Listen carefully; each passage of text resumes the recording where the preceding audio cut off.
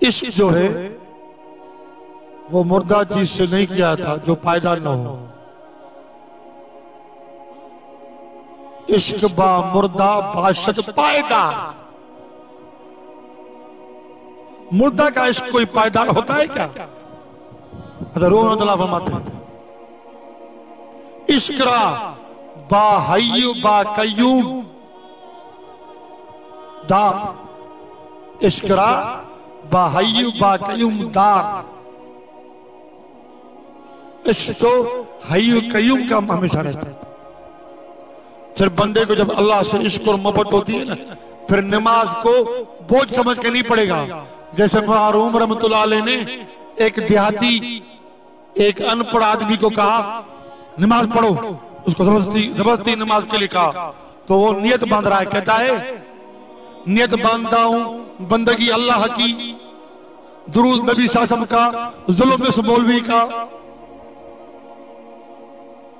मरहूम रहमतुल्लाह अलैह ने लिखा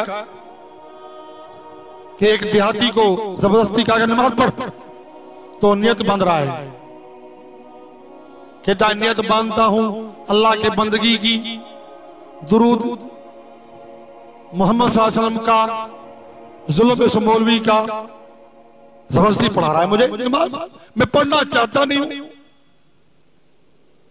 फिर नमाज को बोझ नहीं समझेगा, जबरदस्ती नहीं समझेगा, फिर असल में समझेगा कि नमाज तो अल्लाह से मुलाकात का जरिया है।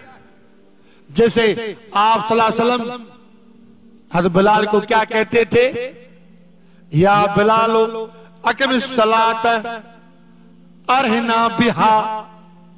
ए बिलाल आजान दे, नमाज कायम करने के लिए मुझे इससे राहत होती है, मुझे इससे राहत होती है। फिर नमाज राहत का जरिया है, नमाज अल्लाह से मुलाकात का जरिया है। फिर नमाज बोझ जबरदस्ती नहीं है।